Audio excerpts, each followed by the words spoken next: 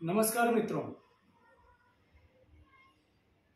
क्या होगा यदि हमें कोई धमकी दे, छोटी मोटी बातों पर धक्का मुक्की करे, बेइज्जती करे, समाज की शांति भंग करे, तो ऐसी अवस्था में हम क्या करेंगे?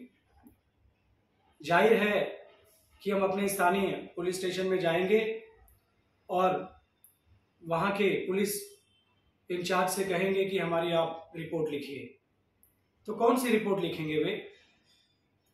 इस रिपोर्ट के बारे में हमारी भारतीय दंड प्रक्रिया संहिता 1973 में धारा 155 में बताया गया है। धारा 155 में 4 बातें बताई गई हैं। पहली बात कि अगर पुलिस स्टेशन के ऑफिसर इंचार्ज को यह जानकारी मिलती है कि कोई नॉन कॉग्निजेबल ऑफेंस हुआ है, अर्थात असंज्ञेय अपराध हुआ है। असंज्ञेय अपराध वो होते हैं जिसमें पुलिस बिना वारंट के किसी को गिरफ्तार नहीं कर सकती। ऐसी जानकारी जब पुलिस थाने में पुलिस अफसर को मिलती है, ऑफिसर इंचार्ज को मिलती है, तो इसे लिखित रूप में वे दर्ज कराते हैं। प्रत्येक राज्य में पुलिस स्टेशन में एक उनको बुक मेंटेन करना होता है और उस राज्य सरकार के मुताबिक उनका एक पर्टिकुलर मतलब एक फॉर्मेट के तहत, वो भाषा के तहत, उस राज्य की भाषा के तहत वहाँ पर कॉलम्स बने हुए होते हैं या उसकी जानकारी उसमें लिखी होती है। आमतौर पे आप इसमें देखेंगे, इसे हम कहेंगे नॉन कॉग्निजेबल रिपोर्ट। मराठी में इसे हम कह सकते हैं अदखलपात्र गुन्ह्याची नोंद संबंधी प्रथम खबरी अहवाल, इस तरह कहते हैं हम।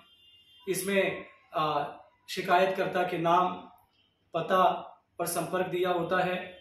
जिस व्यक्ति के खिलाफ हम अपनी शिकायत दर्ज कराते हैं उसका नाम, उसका पता और साथ ही में उसका संपर्क होता है।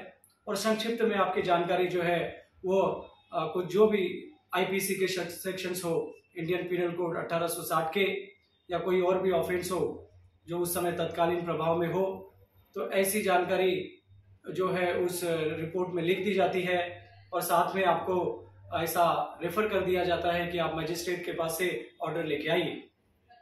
दूसरी बात इसमें ये होती है कि कोई भी पुलिस ऑफिसर बिना मजिस्ट्रेट के ऑर्डर से इन्वेस्टिगेशन शुरू नहीं कर सकता है।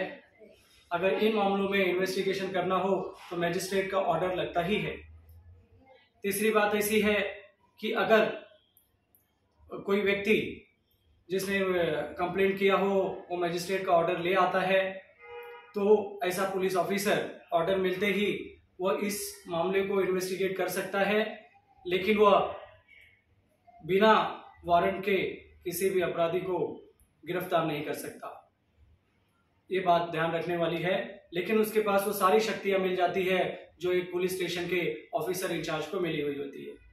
चौथी बात इसमें यह है कि अगर मान लेते हैं कि कोई भी जानकारी हमने दी, उस जानकारी के मुताबिक 4-5 अपराध अगर निकल के आते हो, 4-5 धाराएं अगर लगती हो, और उस धारा में सबसे बड़ी धारा अगर कोई कॉग्निजेबल ऑफेंस की हो, यानी जिसमें पुलिस अफसर बिना किसी वारंट के अपराधी को गिरफ्तार कर सकता हो, ऐसी कोई एक भी धारा है, मान लेते हैं कहीं पे 4 धाराएं लगती हो और एक धारा कॉग्निजेबल ऑफेंस की हो और बची हुई 3 धाराएं नॉन कॉग्निजेबल ऑफेंस की हो, तो ऐसी अवस्था में इसे कॉग्निजेबल केस माना जाएगा, नॉन कॉग्निजेबल केस नहीं माना जाएगा।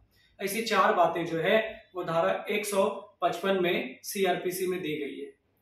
इसमें हम लोग ये देखेंगे कि ये सारी धाराएं, ये 155 का जो सेक्शन है ये नॉन कॉग्निजेबल रिपोर्ट के बारे में बताता है और 154 की जो धारा है वो कॉग्निजेबल रिपोर्ट अर्थात एफआईआर के बारे में बताते हैं। एफआईआर के बारे में हमने पहले ही वीडियो बना रखा है। यदि आपके कोई ऐसे प्रश्न है जिसमें आपके आप कुछ जानना चाहते हैं या कोई आपका कोई विषय पर आपको कोई मैटर हो जिसका आप उत्तर जानना चाहते हो, तो निश्चित रूप से आप कमेंट के माध्यम से हमें प्रश्न पूछ सकते हैं। जहां तक हो सकेगा भरसक प्रयत्न करेंगे आपके प्रश्न का उत्तर देने का। धन्यवाद।